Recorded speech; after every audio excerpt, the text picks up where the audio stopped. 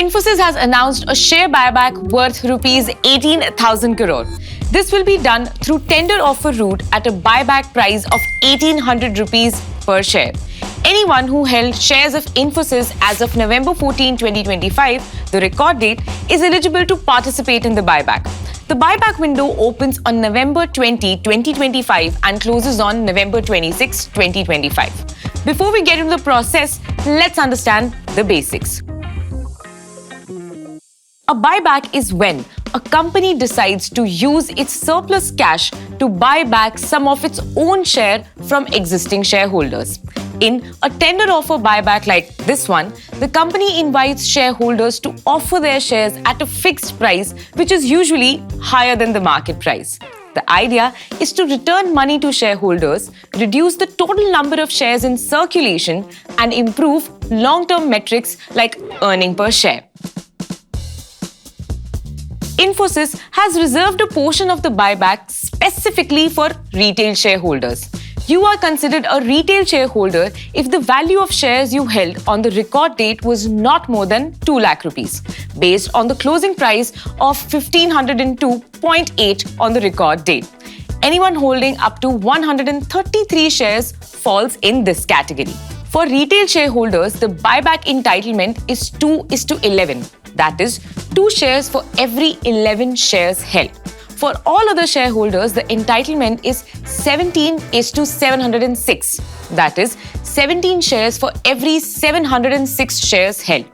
This entitlement indicates the minimum number of shares the company will accept if you choose to participate.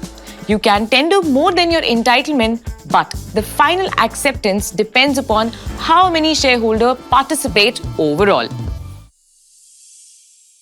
You can tender shares in the buyback on Kite and Console. On Kite Web, go to Bids and then click on Corporate Actions.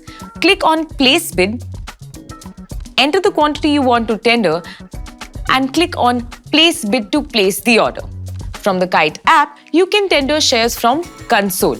Tap on Client ID and then tap on Console.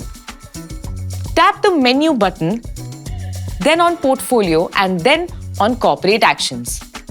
Tap on the instrument, then on Place Order, enter the quantity and then submit to place the order.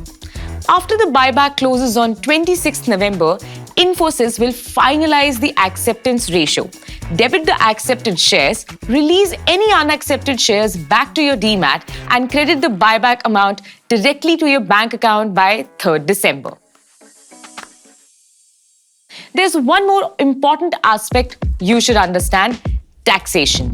The tax rules for buyback changed from October 2024.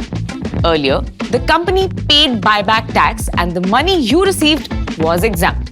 That's no longer the case.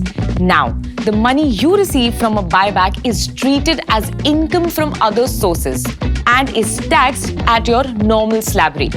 And the entire value of your investment is treated as a capital loss.